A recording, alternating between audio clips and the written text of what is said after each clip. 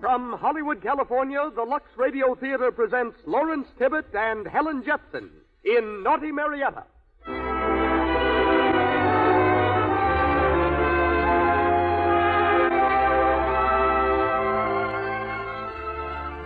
Lux presents Hollywood. I want to say thank you to the thousands and thousands of women who buy Lux toilet soap regularly. This kind of loyalty is what makes this program possible. Late last week, Mr. Lawrence Tibbett and Miss Helen Jepson arrived in Hollywood, making a special trip from the East to star for us tonight in Victor Herbert's romantic musical play, Naughty Marietta. Our guest tonight is the world's champion motion picture fan, Mr. A.B. Oldfield. The Lux Radio Theater Orchestra is conducted by Louis Silvers. And now, here's our producer. Ladies and gentlemen, Mr. Cecil B. DeMille.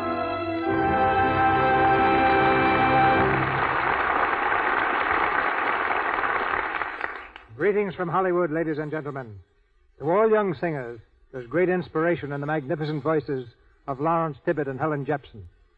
But you don't have to be a singer to be inspired by the exhilarating stories of their success. Mr. Tibbett is the son of a cowboy who, like Wild Bill Hickok, belonged to the last of the valiant peace marshals who built the West. Sheriff of Kern County, California, he was killed in a gun battle before his son came to fame. And Lawrence was raised by his mother, who ran a boarding house. Later on, he lived in a ramshackle sort of place which he rented for $12.50 a month. But was so delinquent in payment that he picked grapes and pruned vines to pay off his back rent. However, his greatest blow came a bit earlier, when his high school glee club refused him membership because his voice was not good enough. On borrowed money, our star went to New York to study, resolved that if he didn't succeed, he'd return to California and accept an offer to sell trucks. Now and then he managed to buy a ticket to a performance at the Metropolitan Opera House in the standing room section of the audience.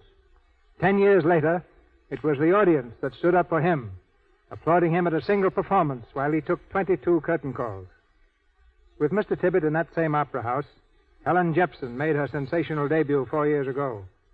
As a youngster, Helen worked in a department store in Akron, Ohio, earning the money to pay for her vocal lessons. The last of her savings brought her to Philadelphia to compete with 200 other girls for a musical scholarship. The judges had a difficult decision to make, for Helen was one of several girls, each of whom showed equal promise. But they selected Helen when they noticed that one of her stockings had been neatly darned, concluding that a girl who was able to darn her own stockings and was not ashamed to wear them deserved the break. As lovely to the eye as her voice is to the ear, Miss Jepson is currently seen in the Goldwyn Follies. Now we hear her as Marietta, and Mr. Tibbett as Captain Warrington in Victor Herbert's finest musical play, Naughty Marietta. Neither the composer nor his work need any introductory phrases from me. Both are too well loved. But it's interesting to note that even Victor Herbert could be wrong. He thought so little of the song, Our Sweet Mystery of Life, that in the original production he didn't even bother to give it a name. It was referred to on the program simply as the dream music. And so to our play and its melodies. The Lux Radio Theater presents Lawrence Tibbett and Helen Jepson in Naughty Marietta.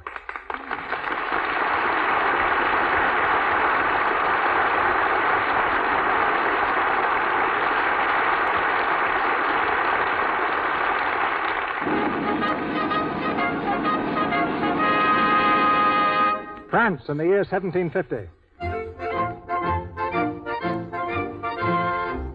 In the marketplace of a tiny village near Paris, a gay crowd has gathered to hear the news of the day. The town crier, puffed with importance, stands on the edge of the fountain. His bell rings out sharply in the morning air. Oh,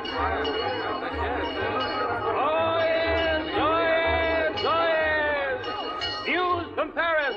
News from the court of King Louis XV. Oh, yes, oh, yes. Out with it. We're listening. What's the news? By the order of our most gracious Majesty At high noon tomorrow, a boat will sail for the colony of Louisiana. Said boat will carry to Louisiana a shipment of 40 casket maids. Said maids will be provided by our king with caskets containing gold and a free grant of land.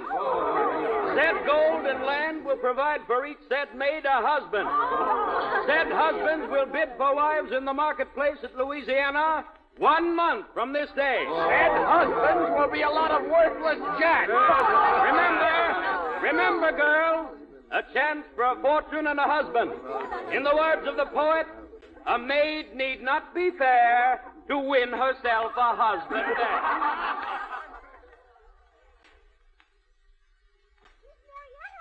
Miss Marietta? Josephine, where have you been? To the marketplace. Oh, Miss Marietta, they're sending casket maids to Louisiana. Casket maids? And they're all going to get husbands.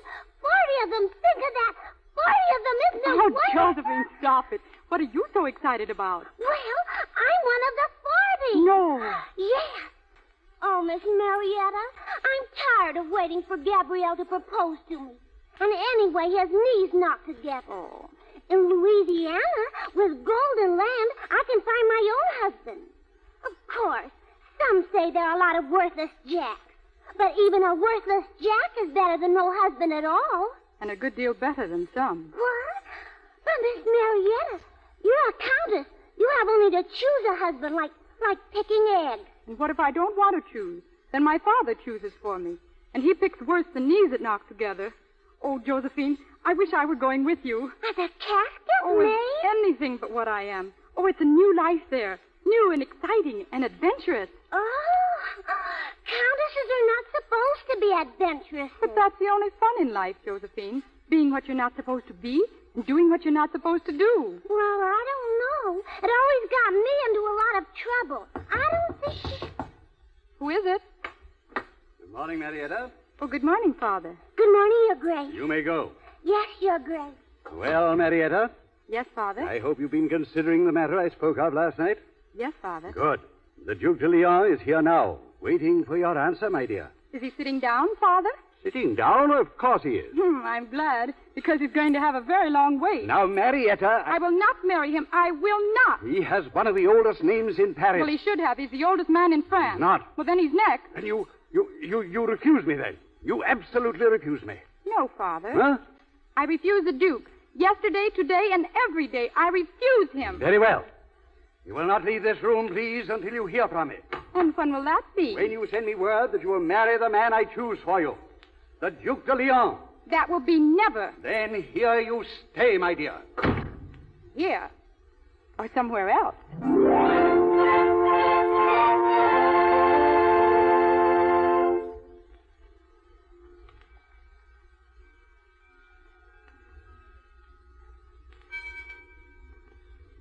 Josephine. Josephine. Wake up. Yes, Wake up, Josephine. Do you hear? What? Oh, Miss Marietta. Josephine, where is your casket? Casket? The box the king gave you with the gold. Where is it? It's under the bed. It was too big to fit under the pillow. Josephine, I want you to give it to me. But I can't. What do you want with a casket? I want to use it. I want to take your place on the boat. Take my place. Oh, you must let me, Josephine. You must. Here, look. Here is 1,000 francs. 1,000 francs, Josephine, to buy yourself a husband. To buy Gabriel. And here's another 1,000 francs to have his knee straightened out. Take it. Oh, please take it. But, Now, where is the casket? But Miss Marietta. I have it. But Miss Marietta. Goodbye, Josephine. Oh, no, you Goodbye. can't. I'll write to you, Josephine. Oh, Miss From Marietta. Oh, dear.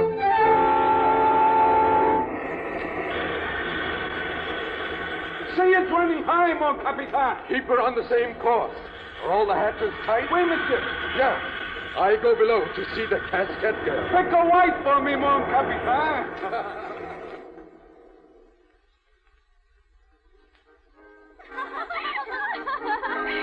Hello. Is everyone happy down here? Yeah. Keep up the spirits, mademoiselle. The storm? The storm, it is nothing. Sing us into fair weather. Marietta, she sings beautifully. Marietta. Marietta. All right, very well. There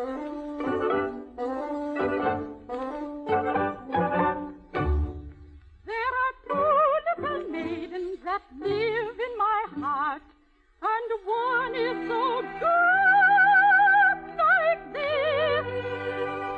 She looks soft and she's soft, la la, like butter would melt her kiss. But the other little maiden that's also me has a temper so warm it's horrid. So when I am very good indeed. But when I am bad, I'm horrid. Naughty Marietta, come be good. Thirsty, save me. Naughty Marietta, come be good. Thirsty, be good like me. Naughty Marietta, come go home. Thirsty,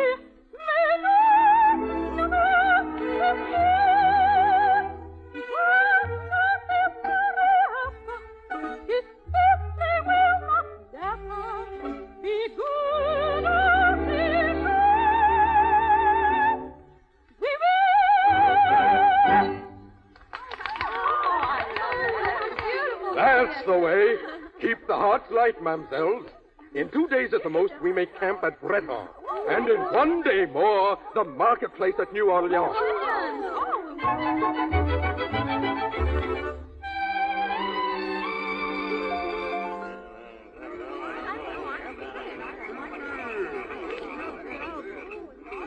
Keep together, mamsells. Together always. We camp here for the night only. In the morning, we are on our way. Are we near the swamps, Capitan? Oui. That is why no one must leave the camp. I'm afraid. Oh, what is that? Oh, it is nothing. Just a night bird. See him? Oh, am I a cat to see in the dark? Stay close to the fire. No harm will come to you. Listen. It's pirates. Pirates! To your post! Everyone! Quick! On, Capitan! We soldiers! A whole troop! They approach the camp, monsieur! You are certain that they are soldiers? Oui, monsieur! Our lookouts have seen them! What are soldiers doing in these swamps? Tell the guard to hold fire! Oui, monsieur! Captain Dick, born in country. Captain Dick, born in country.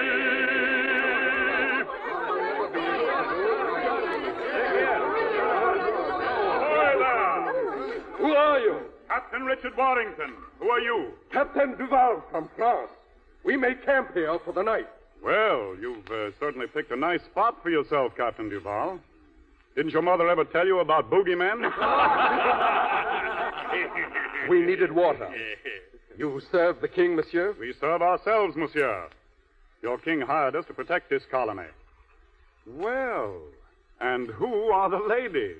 Casquette maids bound for New Orleans. That's enough of that, you smart peasants. Any man who wants a wife can pick one in New Orleans. If he's a smart man, he won't go to New Orleans. Oh, Capitan, I think you are mean. We have come all the way over here just to get married. Oh, don't mind him, Lizette. The captain will probably be in New Orleans himself tomorrow. Well, if it isn't little Saucy Nose. What makes you think I will, Saucy Nose? Well, you said only smart men would stay away. Quiet, you, quiet. To your post, everybody. You and your men get some sleep, Captain Duval. We'll stand guard here till morning. Thank you, monsieur. All right, men. To your post.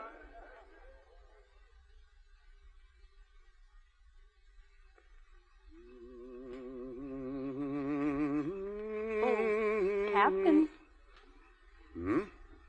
Oh, Saucy Nose. Good evening. Well, I said good evening. You're supposed to be in bed. Do you know that?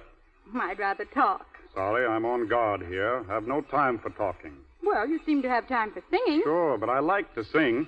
Oh, I see. Well, if that's the way you feel. Good night. Good night. How far is it to New Orleans, please? Oh, I thought you went to bed. I came back again. How far is it to New Orleans? What's the matter? Can't you wait to get there? Well, I just asked you a simple question. That's the trouble with you girls. You just can't wait till you get yourself a husband. Then when you catch one, you spend the rest of your life picking on him. I don't understand it. I take it you aren't interested in getting married. Mademoiselle, you have taken correct. Well, you needn't give yourself airs. I'm not interested either. You're not? No, I despise the whole idea. What a lucky catch you're going to be. Well, you'd better start working up a little enthusiasm. You'll be a bride inside of a week. Oh, perhaps. Oh, no, you will. You've got to marry somebody, you know. That's what you're here for. Really? Just how does it work? Well, you meet someone here. If he thinks he could put up with you, why, he tells you all about himself. How much money he has, what his prospects are. If you like him, well, you take him. Very simple, isn't it? I can have any man? Provided he's single, of course. Oh, of course. I think I'll take you. Oh, thank you. Well, you're single, aren't you? Definitely. But you're forgetting I said if the man could put up with you. And I couldn't. Also, definitely. Oh, you little... Why, say, if I weren't a gentleman, if you were a gentleman, I shouldn't have had to slap you. Good night. Good night.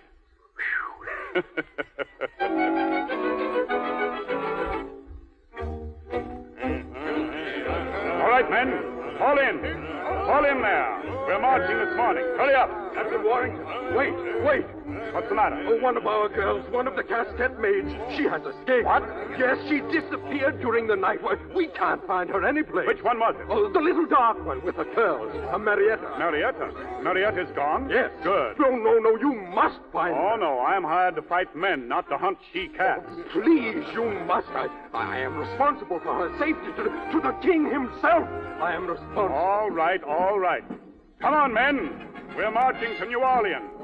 And keep a careful lookout for a short cat with long claws.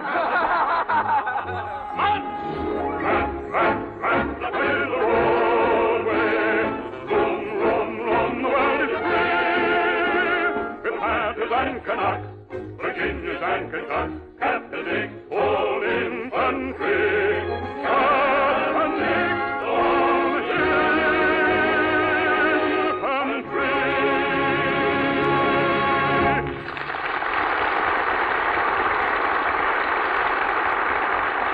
Just heard Act One of Naughty Marietta, starring Lawrence Tibbett and Helen Jepson. In a moment, we will continue with Act Two. During this short intermission, we invite you all to play a spelling game. Now, you may want to get your pencils and paper ready while I explain it. You probably all remember fondly that tender song about Mother, which begins, M is for the million things she gave me, O means only that she's growing old, and so on. Tonight, we are going to use the pattern of that song to spell two words. Have you got your pencil and paper? Now, listen carefully. They are two important words. Are you ready? Here's the first word. L is for Lucy, whose last name is Quinn. U is her ultra-superlative skin.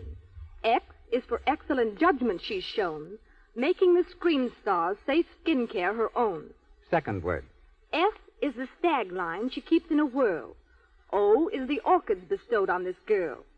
A is the answer. Men love skin that's nice.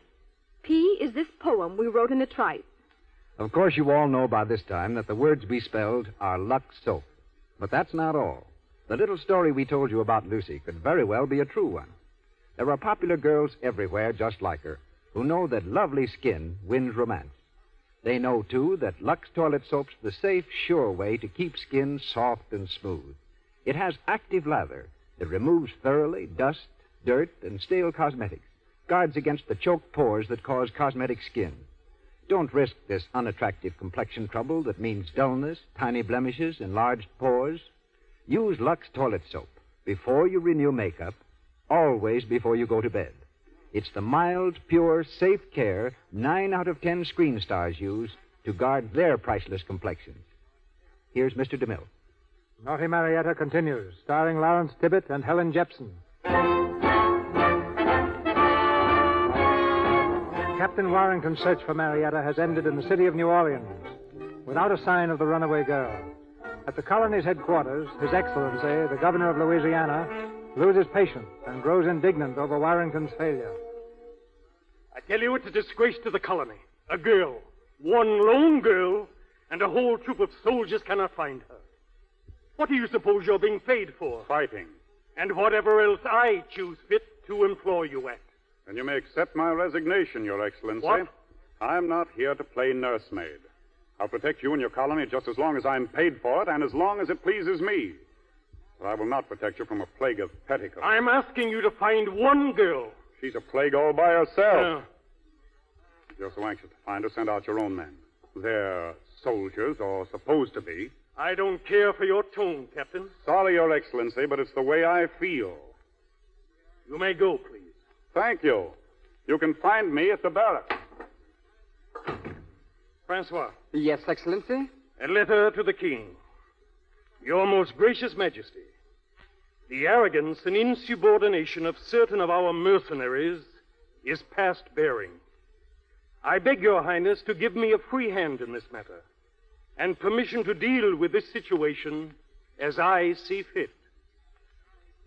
That will be all. Yes, Excellency.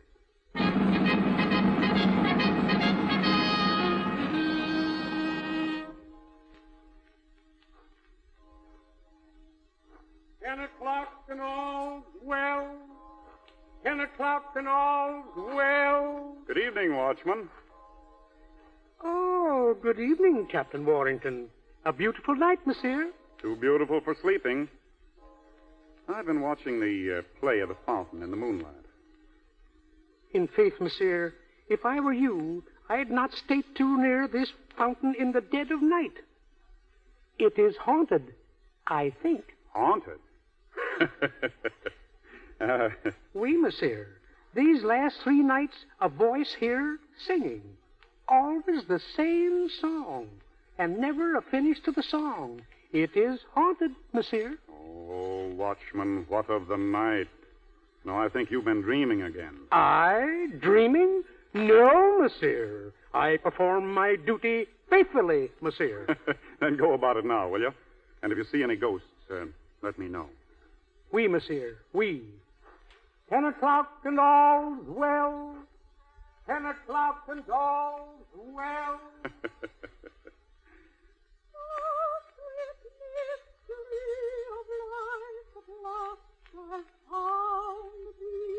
Who's there?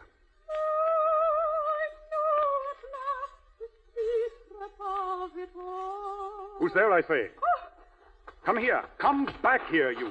So you want to be chased, huh? Come here. Stop. Do you hear me? Stop. Oh, let me go. Let me go, please. So I've caught the ghost, huh? Look up here, ghost, and let me see what you look... Oh, it's you. So, it's you. The runaway casquette girl. Well, your running is over, little one. Take your hands off me. Back you go, Saucy Nose. They've been looking all over for you. Come on. No. Come on. No, please, listen. Don't take me back. They'll make me marry someone. I can't do that. Oh, please. You're the only friend I've got. Friend? Last time I saw you, you slapped me in the face. I didn't mean it. No. Well, if I were a close friend, you'd probably brain me with a tomahawk. How did you get here? I walked. All the way? Through the swamps? Of course. Well, that's all right. You know, any woman who'd do that to avoid getting married is worth knowing. Thank you, sir. I admire that. You're a girl after my own heart. You flatter me. But you're not going to take me back. You're not, are you? Well, I don't know. I suppose if I did take you back, the governor would think I did it to please him. I wouldn't want that. Oh, of course you wouldn't. What do you know about Nothing. it? Then keep quiet. Yes, sir. Let me think now. We've got to find a place for you to live. I've got it. You can stay with my friend Rodolfo. Rodolfo? He runs a I couldn't do marionette that. theater. What, I couldn't do that. And he has 8 children. Oh. Well, that's better. You can sing in his theater. Come on, Saucy Nose. Are we almost there? Almost. Just down this street. It's nice of you to do this for me. I said, it's nice of you to do this for me. I heard you. I'll never be able to repay you. Stay in the shadows here. Here we are. Well, aren't you going to knock? In a moment. You know, you're a strange creature. Am I? What are you doing over here anyway? I came along for the ride. And then you spend your time walking through the swamps and hiding around fountains. I see. What was that song you were singing? Oh, that. That was just something I made up. It was pretty. How does it go? You wouldn't be interested. Go on, sing it. Well, it's not very long. Ah, sweet mystery of life, at last I found thee. I know at last the secret of it all. Well, go on. But that's as far as I got with it. Why don't you finish it? I can't. Yes. Perhaps you can help me. Look, I sing songs. I don't write them. You'd better get in off the street. Well, I don't suppose I'll be seeing you again. Oh, you can't tell. You mean you'll be coming here? Why not? Rodolfo puts on good shows. Oh. Hey, who is the knock? Hello, Rodolfo. Oh, Captain Dick, hello. Come in. I can't now, Rodolfo. Here, this is... Marietta. Marietta? Why, I'm happy to know. She's got a nice voice, Rodolfo. And she's going to sing for you in your show. In my show? Yes? Oh, well, that's nice, sure. Take care of her, will you? I'll drop around once in a while just to see she doesn't get you into any trouble. Oh, sure. She's no trouble. This way, Marietta, this way. Thank you, Captain. I haven't any idea why you've been so kind to me. Neither have I. Good night.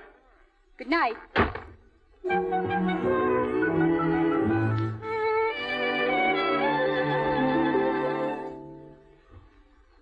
So she sings all the time, huh? She must be happy here, Rodolfo. Oh, she's happy, sure. But sometimes she is sad, too. Then she sing about the mystery of life. Then she stop. No can finish. Then she cry. Maybe I'd better look into this. Oh, I think maybe you got something to do with this mystery song. Me? What do you mean? Well, all the time you come, and then when you go, she sing him all over again. It's crazy, you know. Where is she? Outside in the garden. You want to see? Well, as long as I'm here, I might... See you later, Rodolfo.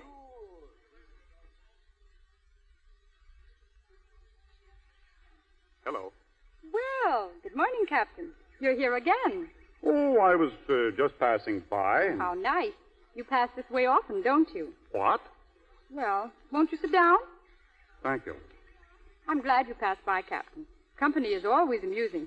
Don't you think so? Rodolfo tells me you haven't been very happy here. Why, I've never been so happy in my life. What does he mean? He says you cry. Oh, that. I cry because I'm happy. It's been thrilling here. Different from anything I've ever known, and I love it.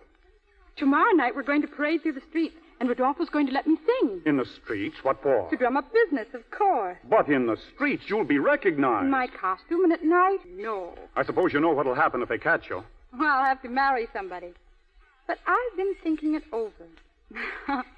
Perhaps it won't be as bad as I imagined. Well, you certainly have changed, haven't you? All right, go ahead. It's none of my business. Yes, that's what I thought. But if you get into trouble, don't expect me to get you out of it. Oh, I wouldn't dream of it, Captain. You've done far too much for me already.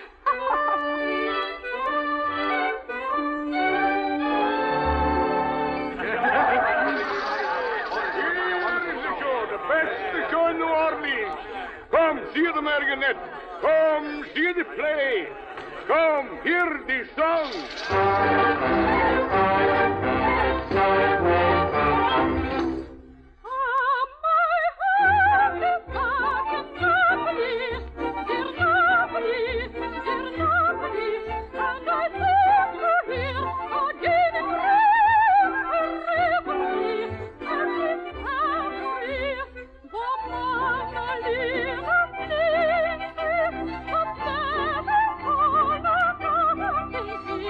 Oh, could I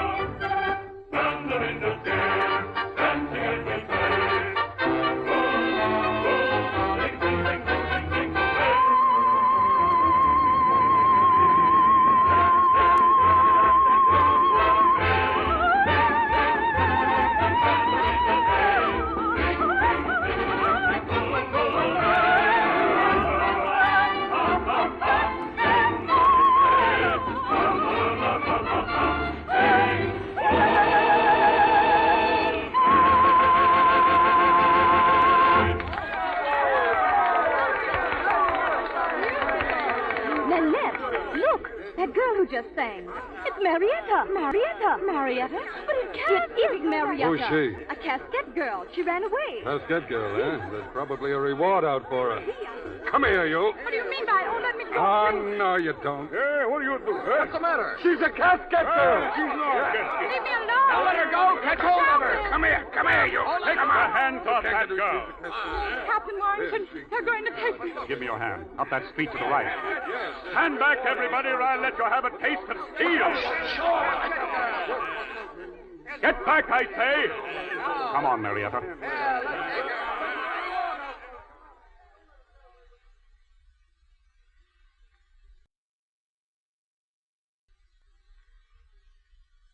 Well, I guess this is far enough. Sit down. Will they look for us? Probably. I hope you're satisfied. Oh, I don't know what would have happened if you hadn't come along. You'd have been married off to someone the first thing in the morning, and serve you right. Oh, are you angry? Don't you think I ought to be? Yes. Well, I am. Oh, yeah. I see you've changed your mind again about getting married. Well, I thought it over since last night. Now I've decided never to be married. Unless what? Well, unless somebody asks me. Somebody in particular? Or just somebody? Well, I don't know. Well, that's definite anyhow. What are you looking at? You mostly? Do I inspire such interest? Well, it's the tip of your nose. What? The tip of your nose. Doesn't seem so saucy anymore, and much prettier, too. Must be the moonlight. I'm sure it is. Well, what happens now, I wonder? Oh, must something always be happening? You can't stay at Rodolfo's any longer. For that matter, you can't stay in New Orleans. You'll have to leave as soon as possible. For where? Somewhere north would be best. Oh, and you? Well, I've got to stay, of course. Of course. Oh, it's funny, but I think I'm going to miss you. Are you? Why? I don't know. I'll miss you, too. Why? I don't know either. Marietta, look at me. Why are we lying to each other? I'm not. Yes, you are, and so am I. Oh, I'm all mixed up. I don't know what I feel or what I think. I've never been so mixed up before. It's life that's all mixed up. Not you and not I. I've a very strange feeling I never felt before. 'Tis a kind of a grind of depression. My heart's acting strangely. It feels rather sore. At least it gives me that impression. My pulses leap madly without any cause. Believe me, I'm telling you truly. I'm gay without cause, then sad without cause. My spirits are truly unruly.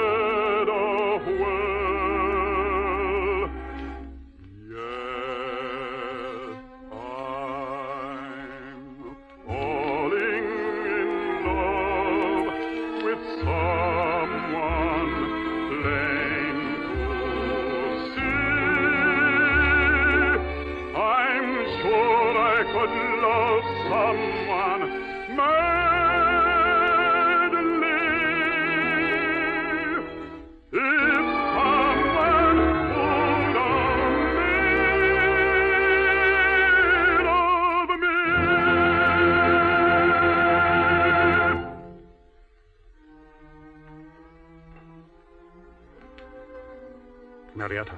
No, don't, please. But why? I love you, Marietta, and you just told me Oh, that it's not as simple as that. There's more to it than you know. And you're forgetting. I've got to leave here. You have to stay. We could leave together. Oh, and what would happen to us? What would happen to you and that glorious free life of yours that means so much? We're not meant for each other, Dick. Believe me, we're not. And there are other things. Things you know nothing about. I know I love you. I can forget everything for that. I'll let you. But I won't, Dick. Because I love you too much to hurt you. I'll leave for the north in the morning.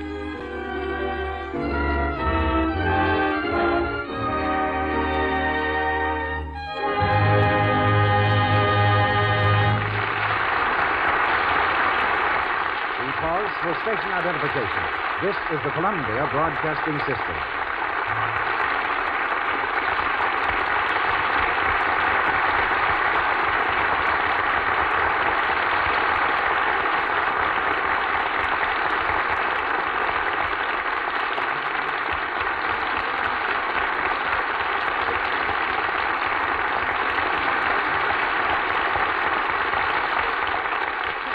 So ends the second act of Naughty Marietta. Lawrence Tibbett and Helen Jepson resume with Act 3 in just a few moments. In the meantime, we observe our custom of acquainting you with some of the interesting sidelights of motion pictures. This time we bring you a film critic, Mr. Oldfield of the Nebraska State Journal. In 1936 and 37, he saw every film released in the United States, 944 pictures, which I'm sure is a world's record. And what must also be something of a record among newspaper men at least is the fact that he's never smoked a cigarette or tasted liquor. Apparently, Mr. Oldfield, you have to keep in strict training. Well, it's not that, Mr. DeMille, but I just don't seem to have time except to go to the movies. In January, for example, I saw 63 pictures, 44 in February, and so far, 47 in March. If it were really necessary to see so many pictures, all the critics would do it. So what special reason do you have? Well, for one thing, I like the movies. You can stop right there. What's the greatest number you've seen in one day? 9, or a total of 75 reels without counting what are known as selected short subjects. I'd intended asking you what the home life of a critic is like, but I don't suppose you're ever home to know what it's like. Well, I get home once in a while. It's something like this. The day I was married, Anna Sten was making a personal appearance in Lincoln, Nebraska. Somebody thought it would be a good idea to have Miss Sten for a bridesmaid. Anna said yes, I said yes, and then I asked the little woman. She said nothing doing. This, she informed me, will not be a double feature. We drove to New York on our honeymoon, and was it great? I saw 13 movies, 11 stage shows, and 2 performances of a circus. What a honeymoon. Does Mrs. Oldfield still go to the movies with you? Does she? Why, last year she saw exactly 450 features, and it has certainly made her a dyed-in-the-wool Lux fan. She figures that if those beautiful women on the screen use Lux soap, that it's probably the best complexion care in the world, and she won't use anything else. I'll add with pardonable pride that her skin is as fresh as the day I met her at the movies. You can tell that to the Lux soap people, Mr. DeMille, if you want to. By the way, you can certainly learn a lot about people at the movies. In fact, I've learned so much that I'd like to extend a plea for greater picture enjoyment. But don't misunderstand, Mr. DeMille. I think pictures are great and are always getting better. My plea is addressed to the people who see pictures. And there are 84 million paid admissions every week. Yes, and I've become somewhat of an authority on the homo cinemati, which is just a fancy name for the people found in picture houses. Take type number 1, for instance. He's the model I wish all the other types would follow. He's a nice, average sort of person who goes to the movies to be entertained, who lets the people on the screen do all the talking and make all the noise. A man after my own heart. Then there's type number 2, the lady with the big hat or the bonnet shower offer. Now, I think a lady has a right to wear any kind of a hat she wants to wear, but I think her lovely hair is much more attractive to the person behind her than her lovely new hat. Off with the hats, I say. Seconded. Next. Then comes the tongue ticker, the person who simply cannot refrain from passing comment via a slight variation of the Morse code. It goes like this, accompanied by a shaking of the head. To this type, let me say, lady, it's really only a motion picture, and everything is going to turn out all right. So don't worry, and please don't go... Next come a tipper offers. A tipper offer just can't resist tipping off the people around him about what is coming next. This, he is certain, will help them enjoy the picture more. I believe all theaters should be equipped with muzzles for these people, and that the purchase of a ticket should automatically give one permission to attach said muzzle to any tipper offer. And that brings me to the greener grassers. Greener grasses? The people who are always absolutely certain that the grass is greener on the other side of the fence, that they can always get a better seat somewhere down in front. These people always travel in pairs. One is always a very stout lady, and her partner is a gentleman carrying a package. It's up to the one to step on your toes as they squeeze past before you've had time to stand up and make room for them. If they should overlook stepping on your feet as they go out, they will get you on the return trip when they find there weren't any seats in front after all. Any more homo cinemati? Yes, the final type, the romancers in the dark. Obviously, this type also travels in pairs, which, oddly enough, consists of one boy and one girl, very much in love. I hold no brief against love. In fact, I think it a stable, highly beneficial institution. But their dialogue is in distinct competition with that of the picture. At times, I've found it better than the screen conversation, interesting, to the point, and convincing. But there are people who would rather hear what the boy on the screen tells the girl on the screen. So in this case, I have a suggestion rather than an admonition. I think the romancers in the dark, instead of buying tickets, should hire a hall and sell tickets. I'm for greater picture enjoyment, Mr. DeMille, and I offer these few suggestions in the interests of my pals who belong to Type 1, the vast majority whose movie manners are above reproach. And now, Mr. DeMille, let me ask you a question or two. You know, ever since you came to Nebraska and gave us a special showing of The Plainsman, we've been hoping you'd make another picture touching on our state. I don't suppose I have to tell you that the story of the West provides enough drama and color and romance for a dozen great pictures. And then our meeting tonight is evidently well timed, because it was only today that I decided definitely what my next picture will be. The title is Union Pacific. Union Pacific? Obviously a story of the railroads? It must be more than that, Mr. Oldfield. For in Steam and Steel is written one of the most glorious chapters of our nation's background. In the late 60s, when the country had been torn apart with internal strife, there lay beyond the Mississippi a tremendous empire, ruled by nature, and such laws as were contained between the sights of a Winchester rifle. Into this forbidden land rolled the thunder buggy, whose footprints were wooden ties, and whose voice was the challenging whistle, screaming the battle cry of civilization. Mountain savages and outlaws barred the way, but steadily between east and west, a ring of steel rails was forged, the wedding ring of the states. That's the story of Union Pacific, as told through the lives of a man and a woman swept to their destiny on this tide of empire. Thanks for the scoop, Mr. DeMille, and good luck to Union Pacific. Thank you. Thank you, Mr. Tibbet.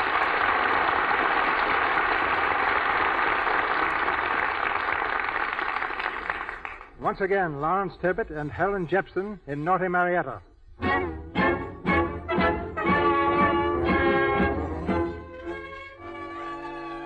It's early the following morning. On a road leading to the north, Marietta and Dick ride slowly through the morning mist.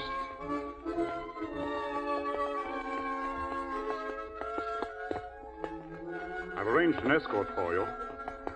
You'll meet two men about 5 miles from here. They'll see you as far as the next post, and you'll pick up 2 others. They'll take good care of you. Thank you. You'll be all right in Virginia, too. Unless you take to singing in the streets. I won't, because I don't think I'll ever sing again. I don't suppose you'll ever be going north? No. I didn't think so. I'm sorry. Well, you needn't be. What? Because you're not going either. But, Dick... I've just decided. You're staying right here. We'll go back and face the whole colony. Oh, but we can't. Now, don't argue. It's all settled. I can't let you go, Marietta. I can't.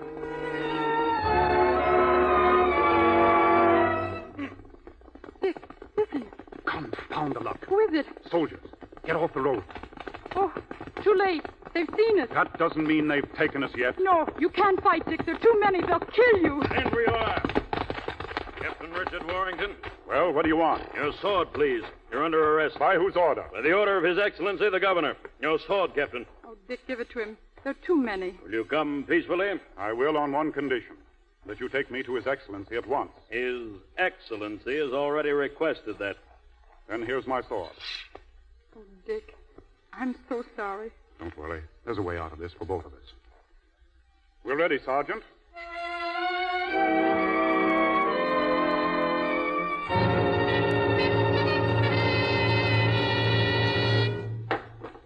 Ah, Captain Warrington. Come in. I asked to see you, Your Excellency. Yes, and I asked to see you. Well, Captain, I'm afraid you've overstepped yourself. I regret this more than I can say. Regret? You've been waiting for this chance for months. Giving aid and comfort to an escaped casket girl. It's a very serious charge, Captain. Very serious. Never mind that. What happens to her? Oh, she'll be held under guard, of course, until such time as she fulfills her obligation to the king. By marriage? Precisely. Then you can release her now. She'll be married at once. To whom, may I ask? To me. I'm sorry, Captain. But you're under arrest. And a prisoner forfeits his legal rights. Among them, the right to marry. Why, God! Your Excellency. You may escort the prisoner to the guardhouse.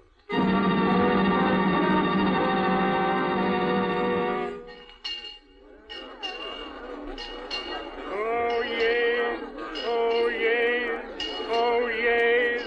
Citizens of New Orleans. A reward has been offered for information concerning the Countess Dalkina, who arrived in this colony disguised as a casket girl. Anyone knowing the whereabouts of the Countess Dalkina is to communicate at once with His Excellency, the Governor. Oh, yes. Oh, yes. Oh,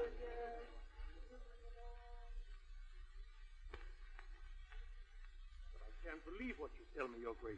It's incredible. Incredible, I say. One of our casket girls, the Countess Dalkina. Incredible but true, Your Excellency. My daughter refused my choice in marriage. I confined her to a room and she escaped. Took her maidservant's place among the casquettes and came here to New Orleans. We had it from the maid herself. But, Your Grace, our casket girls have all been married. That is, all I but don't one. care if she's married. I was a fool to force my choice upon her. All I want now is to see her safe and in good health. To assure myself that no harm has come to her. Here, I have a picture of her. This will help in your search. But I'm sure no harm has come to her, Your Grace. Why, if any man has dared to trouble her, I'll see him at the whipping post. I'll see him... Your Grace, this picture. Well? This is your daughter, the Countess? I said it was. You recognize her? No. It's a resemblance, that's all I... well, just for a moment I thought I... Will you excuse me, Your Grace? Certainly. I'll be back directly. Francois. Your Excellency. The casket girl. The one we've been holding. Release her at once. Oh, but Your Excellency. Release her, you fool. Yes. Don't stop to ask questions. Yes, but I was just coming to tell you. She's already escaped. What? Her cell is empty. Then go and find her. Find her, you fool, or I shall have to escort myself to the whipping post.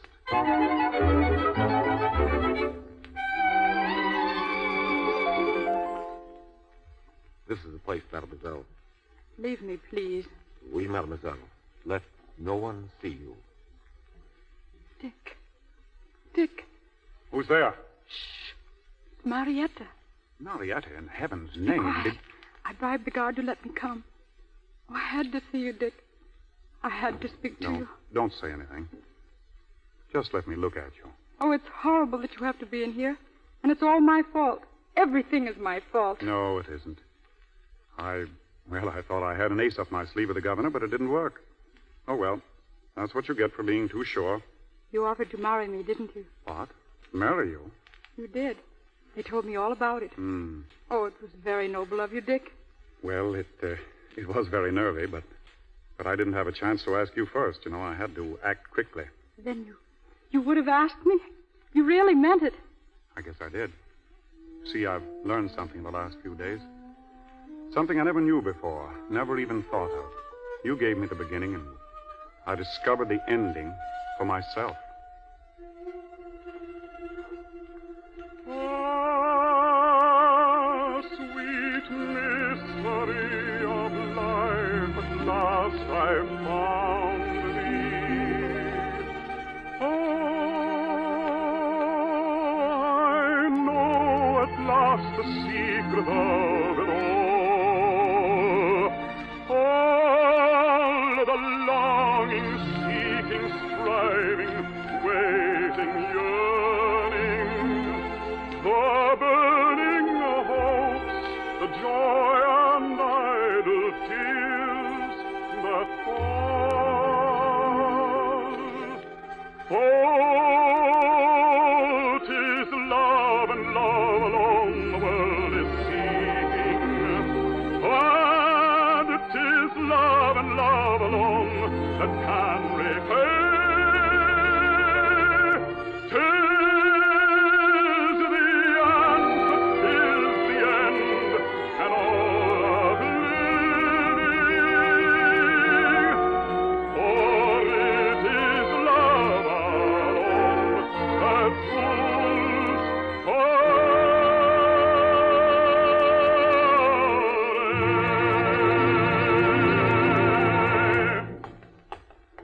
Dick, someone's coming.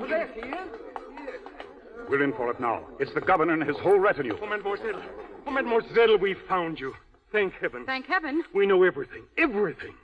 And I so humbly beg your grace's pardon. Your grace? Marietta, Countess Deltina. Oh, I see. Yes. And you dared. You dared to propose. It was you who dared, Your Excellency, by throwing me into a cell without a chance to speak. Your grace. And for imprisoning my one and only protector. Release this man at once. Why, yes, your grace. God. You may go now. Yes, your grace. Yes, And you may go, too. If you wish, Captain. Thank you, your grace. Oh, please don't. I was going to tell you. I just never got around to it. Doesn't make any difference, does it? I'm only a soldier. I could be a soldier's wife. But you're a countess. Well, couldn't you overlook it? I'd do as much for you if you were a prince or a duke. You'd give up everything just for a soldier. Everything. For this soldier. Marietta.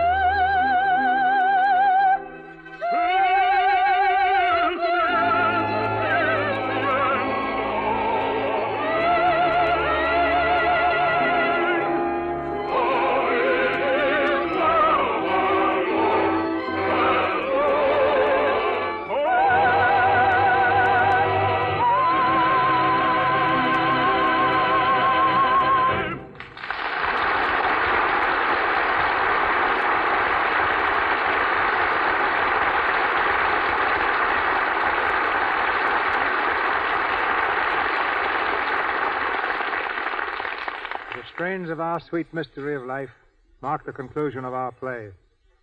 No performance at the Metropolitan is complete until the stars have personally said their good nights.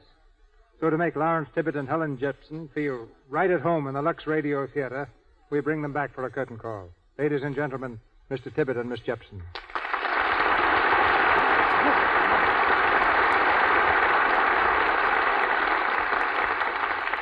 You know, whenever I make a debut, it seems Larry Tibbett is always involved in it one way or another. When I made my debut at the Metropolitan in the Pasha's Garden, Lawrence Tibbett sang with me. When we did Captain Saki for the first time, we were together. And this year, when I sang Traviata at the Metropolitan for the first time, Larry was with me again. And here at your Lux debut, who should show up but Mr. Tibbett? Yes, just a shadow. Well, this isn't exactly my Lux debut. No? No, Mr. DeMille. It's my debut on the stage. But I've always felt the best thing for my skin is the best soap. So Lux Soap made its debut at my house a long time ago and has been playing an engagement there ever since. We all use it. So do we. You two, you two do everything alike, don't you? Well, no, not everything. Helen has just won the award for being one of America's 10 best dressed women.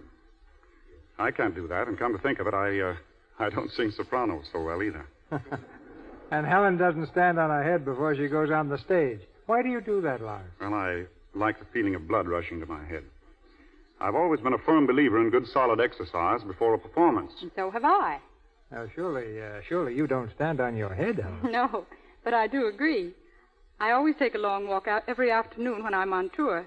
And when I'm home in New York, I always try to walk around the Central Park Reservoir before an engagement. You both concur in the old belief that opera singers should not eat heavily before a concert? Well, yes, I quite agree. Now, I eat only about one meal a day when I'm singing. Nothing much either, just a nice little beefsteak about 3.5 or 4 inches thick with a nice plate of string beans on the side and maybe 2 or 3 sliced tomatoes. Well, I don't see how you do it, Larry. I can never do away with more than 2 or 3 extra thick lamb chops. Well, but you're on a diet. There's another thing you two have in common, your farms. You go in for poultry, don't you, Larry? I'll say I do. There's no finer hobby.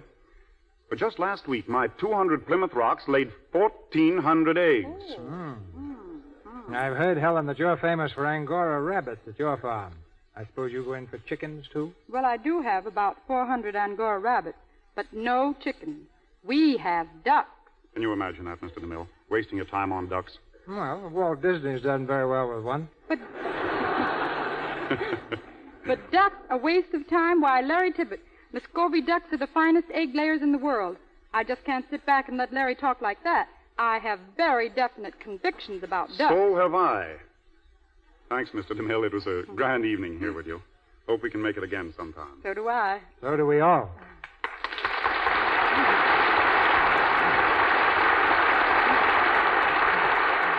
Before Mr. DeMille comes back to tell you about the dramatic treat planned for you next Monday night, may I say that our stars were assisted by Ian McLaren as Count Daltina, Ralph Kellard as Governor of Louisiana, Ferdinand Munier as Rudolfo, Otis Harlan as Watchman, Richard Abbott as Captain, Edwin Max as the Mate, Gay Seabrook as Josephine, Margaret McKay as Lizette, Grace Kern as Nanette, James Eagles as Francois, and Lou Merrill as Town Crier. Louis Silvers appeared through courtesy of 20th Century Fox Studios, where he was in charge of music for the new film, Rebecca of Sunnybrook Farm. Now, our producer. The Bible says there's no new thing under the sun. But our play next Monday night, Dark Victory, certainly presents a new kind of love story. Not long ago, it attained a notable success on Broadway and comes to our stage starring Barbara Stanwyck and Melvyn Douglas. Dark Victory is the romance of a surgeon and a wealthy society girl, faced with a problem such as life seldom presents to a man and woman deeply in love. Their great courage shows the way to a brave solution.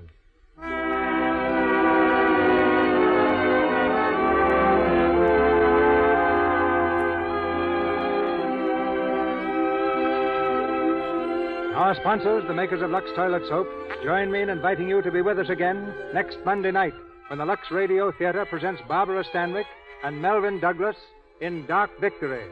This is Cecil B. DeMille saying good night to you from Hollywood. This is the Columbia Broadcasting System.